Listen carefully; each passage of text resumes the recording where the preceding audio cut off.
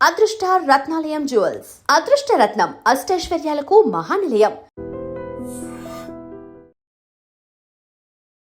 నమస్కారం, welcome to I dream ధర్మ మార్గం విత్ విజిత కార్యక్రమానికి స్వాగతం.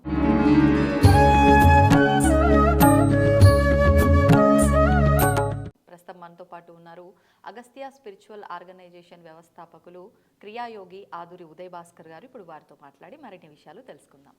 నమస్కారం అండి. నమస్కారం అండి. సంక్రాంతి శుభాకాంక్షలు అండి. అందరికి, మీకు ఐ డ్రీమ్ ప్రేక్షకులందరికీ కూడా సంక్రాంతి శుభాకాంక్షలు. ధన్యవాదాలండి. అయితే సంక్రాంతి విశిష్టత అంటే ఏ పండగ జరుపుకున్నా కూడా దాని వెనకాల ఏదో ఒక ఆంతర్యం కూడా ఉంటుంది. ముందు మనం అది తెలుసుకొని ఆ పండుగను జరుపుకుంటే ఇంకా అద్భుతంగా ఉంటుంది ఆ పండుగ అని నా అభిప్రాయం. ఆ సంక్రాంతి జరుపుకోవడం వెనకాల ఆంతర్యం ఏదైనా ఉంటే దాని గురించి, సంక్రాంతి విశిష్టత గురించి తెలియజేయండి. ఉత్తరాయణంలో మనకి మకర సంక్రాంతి అని, సూర్యుడు మకర రాశిలో ప్రవేశించినప్పుడు సంక్రాంతి జరుపుకుంటాం. ఈ సంవత్సరం మనకి 14వ తారీఖు రాత్రి వస్తోంది కాబట్టి 15వ తారీఖు మకర సంక్రాంతి జరుపుకుంటున్నాం. 14 భోగి, 15 మకర సంక్రాంతి. 14 రాత్రికి వస్తుంది మార్పు. అయితే ప్రతి నెల కూడా సంక్రమణం ఉంటుంది. మనం క్యాలెండర్లు చూస్తే ప్రతి నెల కూడా సూర్యుడు 12 రాసుల్లో మారుతూ ఉంటాడు కాబట్టి ప్రతి నెల కూడా సంక్రమణం ఉంటుంది. అది ఈ సంక్రమణము అంటేనే క్రాంతి, కొత్త వెలుగు. అంటే ఈ చలికాలంలో, ఈ గత దక్షిణాయనంలో 6 నెలల్లో మనకి చాలా అనేక శారీరకమైనటువంటి బాధలు అవి ఉంటాయి. అవన్నీ కూడా ఈ భోగి అంటే దేవతలందరూ కూడా అగ్నిముఖాహవై దేవ అంటే అగ్ని ద్వారానే మీరు దేవతల్ని ప్రార్థించవచ్చు. మనం పూజ అవన్నీ అనుకుంటాం, బాగానే ఉంది, కానీ అసలు దేవత ఎవరో తెలుసుకోవాలి. సంధ్యావందనంలో ఈ విషయాలని చెప్తారు, దేవత ఎవరు, ఎలా ఏంటి అనేది. అందుకని అగ్నిముఖాహవై దేవ, అగ్ని ద్వారానే మీకు సర్వదేవతలు కూడా, మీరు ఈ పేరు చెప్పిన దేవతలందరూ కూడా మనం ఎవరినన్నా ప్రార్థించాలన్నా ఆ అగ్నికి దండం పెట్టుకుంటే చాలన్నమాట. అందుకనే దాన్ని భోగి అని. మనం ఇప్పుడు ఏదో పాత సామాన్లు అవి పడేస్తుంటారు, అది తప్పది. చాలా స్వచ్ఛంగా ఆవు పేడ, ఆవు పిడకలు వాటితోటి భోగి మంటలు వేస్తారు. అంటే వాతావరణంలో ఆ పొగ వల్ల అనేక క్రిమి కీటకాలు అవన్నీ కూడా పోతాయని, మన ఆరోగ్యం కోసం కూడా ప్రధానంగా ఆ భోగి మంట వేస్తారు. అందుకని ఆ అగ్నిని మనం స్మరిస్తున్నాం. ఇక రాబోయే రోజులన్నీ సంతోషంగా ఆనందంగా గడపాలి, మా భవిష్యత్తు బాగుండాలి, ఉత్తర మార్గంలో మేము ప్రయాణం చేయాలి. అంటే ఇప్పటి వరకు మేము దక్షిణ ప్రయాణం చేసాం. అంటే మన దేహంలో ఈ అనాహత చక్రం కింద ఉన్నది దక్షిణ భాగం, ఈ అనాహత చక్రం నుంచి పైన ఉన్నది ఉత్తర భాగం. అందుకని మన అసలు జన్మ యొక్క లక్ష్యం ఏంటి? పుట్టినప్పుడు కూడా మనం హృదయంలోనే స్థానంలో ఉన్నాం, కానీ మన మాయా కారణంగా మన ఇంద్రియాలు, మనస్సే నేను అనే భావన వచ్చి అసలు నేను మర్చిపోయినాం. అసలు మనం ఎవరం? ఆత్మస్వరూపులం, జీవాత్మనం. జీవుడు ఊరికే ఉండలేడు కదా, జీవాత్మ. మరి ఆ భావన ఉందా మనకి రోజులో? మరి పగలు వ్యవహారంలో ఉంది, మరి రాత్రి మనది, ఎవరిది వాళ్ళదే కదా సమయం. మరి వాడికంటూ వాడికి ఉన్న సమయంలో 8 గంటల సమయంలో తను తెలుసుకోలేకపోతున్నాడు.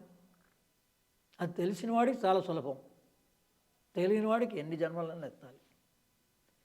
అందుకని ఏ మోక్షం పొందాలో భీష్మాచార్యుడు కూడా ఈ ఉత్తరాయణం వరకు వచ్చేదాకా ఆగిన తర్వాత వచ్చేటువంటి ఏకాదశిని భీష్మేకాశి అంటారు, సంక్రాంతి తర్వాత. అది ఎందుకు ఆగాడు ఆయన? అందుకని దాని ప్రాధాన్యత అది. అందుకని మనము ఈ ఉత్తర మార్గంలో ప్రయాణం చేయాలి, దక్షిణ మార్గంలో కాదు. జీవితాంతం కూడా మనం ఎంతసేపు ఈ సమస్యలే ఉన్నాయని కాదు. మనం ఎప్పటికప్పుడు ప్రతి సంవత్సరం సంక్రాంతి రోజు నుంచి ఆ రోజున చేయవలసింది 2 కార్యక్రమాలు మీరు కనుక చేస్తే మీకు ₹1,00,00,000 సమస్య ఉన్నా కూడా దానికి పరిష్కారం దొరుకుతుంది మ్మ్. ఖచ్చితంగా. ఆ. నేను నా జీవితంలో అన్నీ ఆచరించే చెప్తున్నాను. మ్మ్. నాకు అందరిలాగానే సమస్యలు ఉండేవి, కానీ ఇప్పుడు కూడా మామూలుగా ఉన్నాయంటే సంసార సంబంధం ఉన్నాయి, కానీ నా వరకు బయటికి ఏవీ లేవు. మ్మ్. ఎందుకంటే దాని గురించి అవగాహన కలిగితే మీకు ఇంకా దాని సమస్య లేదు, ఏ సమస్య గురించి అయినా. హా. ఆ అవగాహన కలిగే రోజు, ఆ మార్పు తెచ్చే రోజు సంక్రాంతి. మ్మ్. ఎలా అంటే ఏం అంటే ఆ రోజున సాధ్యమైనంత వరకు అందరూ పితృదేవతల్ని సంతృష్టిపరుస్తారు. మ్మ్. ఎందుకు అంటే దేవతలు 2 విభాగాలుగా ఉంటారు.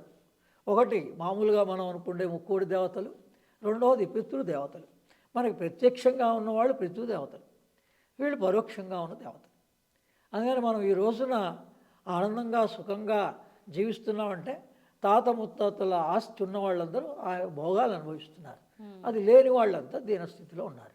అందుకని మనం మన పితృదేవతల్ని కనుక మనం ప్రార్థన చేస్తే మనకు కావాల్సినంత సంపద వాళ్ళు సమకూరుస్తారు. మ్మ్. మన కష్టాల నుంచి కష్టాల నుంచి బయటపడేస్తారు. వాళ్ళు ప్రతి నెల వచ్చి అమావాస్య రోజున మన గుమ్మం ముంగిట ఉంటారు వాళ్ళు. మ్మ్. అలాగే సంక్రాంతి రోజు కూడా తప్పనిసరిగా మన వాకిటి ముంగిట ఉంటారు వాళ్ళు. అందుకని వాళ్ళకి ఇలా పితృతర్పణం నువ్వులు నీళ్లతోటి ఆ. ఓ 3 సార్లు ఒక్కొక్క పితృదేవతని స్మరిస్తూ దర్భం మీద వదిలితే మరీ శ్రేష్టం. వాళ్ళ దర్భలు లేకపోయినా వేరే గరికనో చెట్టులోనో వదిలేయచ్చు. నువ్వులు నీళ్లతో ఎంత సులభంగా మనం ఆచరిస్తే ఆయా పేర్లు స్మరించి మ్మ్. వాళ్ళకు కావాల్సిన పదార్థాలని వండి మ్మ్. నలుగురికి పెడితే సంతోషిస్తారు. అంటే ఎవరికి వాళ్ళే ఈ తర్పణాలు ఎవరికి వాళ్ళు ప్రతి మనిషి చేయవలసిందే, ఆడవారు కూడా వదలచ్చు. ఆడ మగ అందరూ చేయవలసిందే, ఓకే. చెయ్యొచ్చు. మ్మ్. ఈ గాయత్రి పరివారంలో చేయిస్తారు, మ్మ్. ఆడవాళ్ళ చేత మగవాళ్ళ చేత కూడా. మ్మ్. రామశర్మాచార్య గాయత్రి పరివార్ నార్త్ ఇండియాలో మ్మ్. సాంప్రదాయం ఉంది. నేను వాళ్ళతో చాలా అనుబంధంలో ఉన్నా, చూసే అందరినీ మేము ప్రతి సంవత్సరం చేస్తాం, ఆడవాళ్ళు మగవాళ్ళు కూడా. ఇలా చాలా సులభం అది, మ్మ్. ఓ 5 నిమిషాల ప్రక్రియ. మ్మ్. అలాగే విశిష్టమైనది ఏంటంటే లలితా సహస్రనామ పారాయణ. మ్మ్. ఆ రోజు సంక్రాంతి రోజు చదివితే నేను సంతృష్టి చెందుతాను అని ఫలశ్రుతిలో ఉంది. రామకృష్ణ పరమహంస రామకృష్ణ మిషన్ వాళ్ళు రాసిన లలితా సహస్రనామం పుస్తకంలో ఫలశ్రుతిలో మ్మ్. ఈ విషయాలు నేను చూసా ప్రామాణికంగా. ఆహా. అంటే అమ్మవారికి ఏది విశేషమైన రోజు? మ్మ్. మ్మ్. శుక్రవారం విశేషమే, పౌర్ణమి విశేషమే, అలాగే సంక్రాంతి రోజు మహావిశేషం. మ్మ్. అదే లలితా సహస్రనామ పారాయణ సంక్రాంతి రోజు చేయండి. ఆ.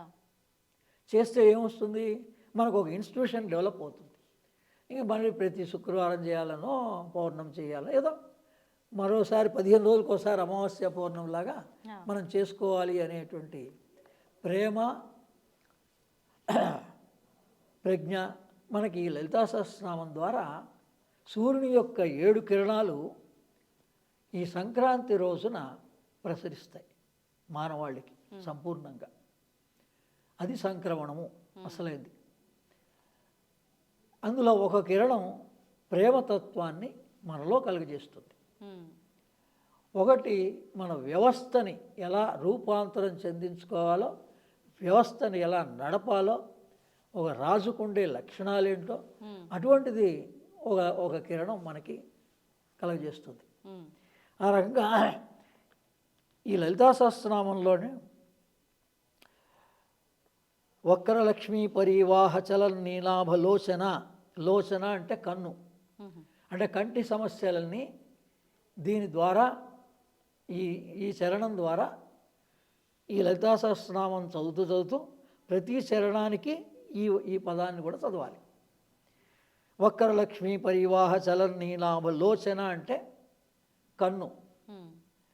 మీనం అంటే చేపలైతే ఎలా అయితే తన పిల్లల్ని కేవలం చూపు మాత్రం చేతనే రక్షిస్తుందో, అమ్మవారి కనుచూపు మేరకే మనందరం రక్షించబడతాం.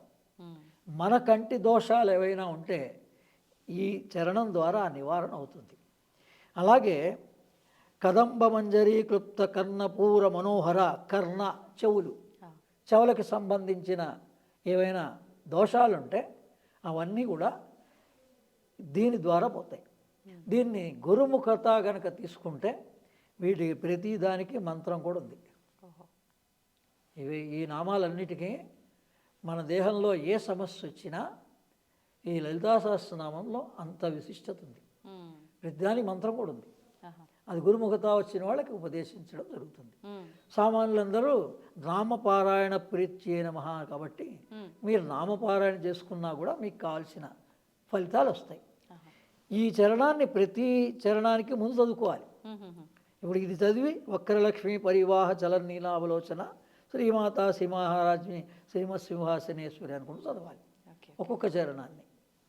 అలాగే ఇంకోటి కామేశబద్ధ మాంగళ్య సూత్ర శోభిత కందర, అంటే ఎవరికి పెళ్ళిళ్ళు కావటం లేదో వాళ్ళందరికీ కన్యలందరికీ ఈ చరణాన్ని చదివితే వాళ్ళకి కావలసినటువంటి వాళ్ళ మనస్సుకి నచ్చినటువంటి వాళ్ళతో వివాహం జరుగుతుంది. కామేశబద్ధ మాంగళ్య సూత్ర శోభిత కందర. అలాగే శుద్ధ విద్యాంకురాకార ద్విజపంక్తి ద్వయోజ్వల, అంటే ద్విజపంక్తి అంటే దంతాలు. ఈ దంతాల సమస్య ఈ రోజున డెంటల్ హాస్పిటల్స్ అంతా ఉన్నారు. ఇక అటువంటిది ఏం అవసరం లేకుండా అమ్మవారి మీద నిజమైన భక్తి విశ్వాసంతో మనం కనుక ఈ పారాయణం చేస్తే ఈ ఒక్క చరణాన్ని ప్రతిసారి చదివితే శుద్ధ విద్యాంకురాకార ద్విజపంక్తి ద్వయోజ్వల, ఈ విధంగా మనకి దేహంలోని సమస్యలన్నింటికీ కూడా సమాధానం లలితా సహస్రనామంలో ఉంది. అందుకని అది సంక్రాంతి రోజున చాలా విశిష్టము. ప్రతి నెల కూడా సంక్రమణ రోజు వస్తుంది. ప్రతి నెల మధ్యలోకి వస్తుంది. 30 రోజుల్లో మధ్యలో 14, 13 తారీఖు క్యాలెండర్లో చూస్తే తెలుగు క్యాలెండర్లో వస్తుంది. అలా ఆ రోజు చదువుకోవచ్చు. పౌర్ణమి ప్రతి పౌర్ణమి రోజు చదవచ్చు, చతుర్దశి రోజు చదవచ్చు, నవమి రోజు తిథి రోజు చదవచ్చు. ఈ రకంగా అమ్మవారికి ఇష్టమైన రోజులు ఉన్నాయి. ఇప్పుడు ఆమెకి ఇష్టమైన రోజు మనం చదవాలి, కానీ మనకిష్టమైనప్పుడు ఎప్పుడు పడితే అప్పుడు ఎలా పడితే అలా చేస్తే ఫలితాలు రావటం లేదు అని అంటే అది అర్థం. అంటే తిదివార నక్షత్రాలు వాళ్ళకి ఎవరికైనా మీరు ఆఫీసర్ని కలవాలి అంటే ఆఫీసర్ ఇష్టమైన రోజుల్లో కలవాలి. లేని రోజు కలిస్తే వాళ్ళ సమయం లేనప్పుడు కలిస్తే లాభం, మన పని జరగదు. అదే మనకు అందరికీ అమ్మవారు ప్రత్యక్షం.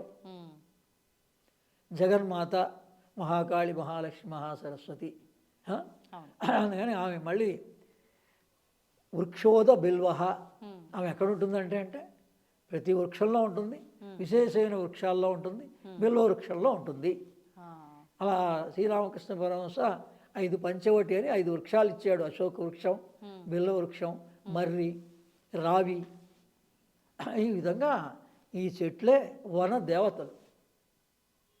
అందుకని మనకి ఈ విజ్ఞానం అంతా కూడా మనకి ఈ మకర సంక్రాంతి రోజున మనం గనక సద్వినియోగం చేసుకుంటే మన ఆధ్యాత్మిక విజ్ఞానం మనకి వృద్ధి చెందుతుంది. మన ఉత్తరాయణ మార్గంలో అంటే ఈ అనాహత చక్రం నుంచి పైకి ప్రయాణం చేస్తాం. యోగ మార్గంలో మీరు ఆధ్యాత్మికంగా ప్రయాణం చేయొచ్చు, యోగంగాను చేయొచ్చు. అంటే స్తోత్రాలని పారాయణం చేయొచ్చు. అదే నేను అందరికీ స్తోత్ర విజ్ఞానం అనే పుస్తకాన్ని మరోసారి 6 స్తోత్ర విజ్ఞానాల పుస్తకాల సారాంశాన్ని ఒకే స్తోత్ర విజ్ఞానంగా అందిస్తున్నా. అందులో విశిష్టత ఆదిత్య హృదయం గురించి ఉంది, శ్రీరామ రక్షా స్తోత్రం గురించి ఉంది. ఇలా విశేషంగా ఉన్నాయి.